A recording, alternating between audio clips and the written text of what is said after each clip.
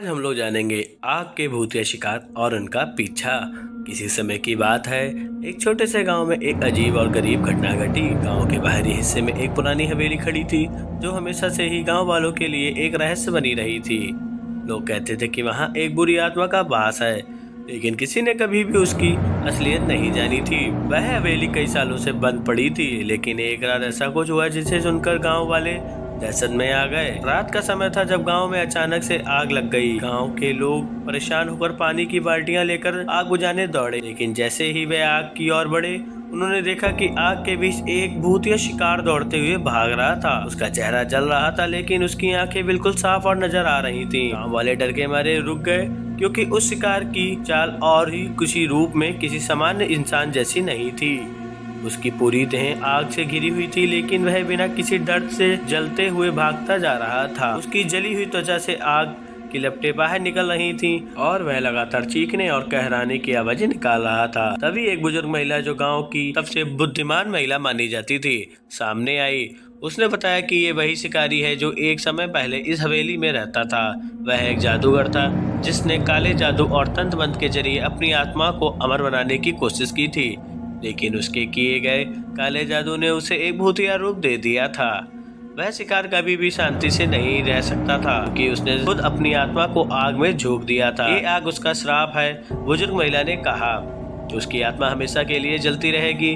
वह अब किसी को भी अपनी आग में जलाकर अपने जैसे बना देता है। अगली रात फिर वही शिकार हवेली से बाहर निकला और उसने आग के भूतिया रूप में एक युवक को अपने साथ खींच लिया। उसकी जलती हुई देह ने उस युवक को बुरी तरह से जला दिया। युवक के शरीर से धुआं निकलने लगा और उसकी चीखों से हवेली के आसपास का पूरा इलाका गूंज उठा। इस घटना ने पूरे गांव में खौफ फैला दिया।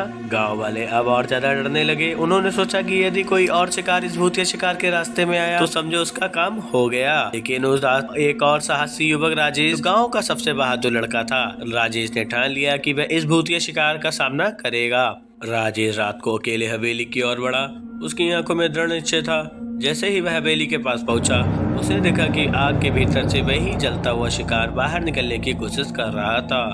उसका चेहरा डरावना था और उसकी पूरी देह आग से सुलग रही थी। राजेश ने अपनी आंखों में उसे तिरस्कार करते हुए कहा, तुम जो भी हो, मैं तुमसे नहीं डरता हूँ। राजेश ने एक तंत्र मंत्र का जाप करना शुरू किया। दादी से सीखा था। वह जानता था कि उसे उस आग को शांत करने के लिए सही मंत्र का उपयोग करना होगा। जैसे ही उसने मंत्र का उच्चारण करना शुरू किया, शिकार की जलती हुई आत्मा जोर से चिल्लाई और उसकी पूरी देह एक जबरदस्त शोर के साथ भस्म हो गई। उसकी आग अचानक शांत हो गई और वह अपनी आत्मा के साथ विलीन हो गया। गांव वाले ये देखकर हैरान रह गए। वे समझ गए कि ये भूतिया शिकार अब कभी लौटकर नहीं आएगा। राजेश ने अपनी वीरता से गांव को बचाया और हवेली के भूतिया शिकार को अंत किया। कहानी का संदेश यही है, कभी भी काले जादू और तंत्र मंत्र से खेलना नहीं चाहिए, क्योंकि इसके परिणाम बहुत भयानक हो सकते हैं। ऐसे ही कहानी सुनने के लिए हमारे चैनल को सब्सक्राइब करें और बेल आइकन दबाना ना भूलें।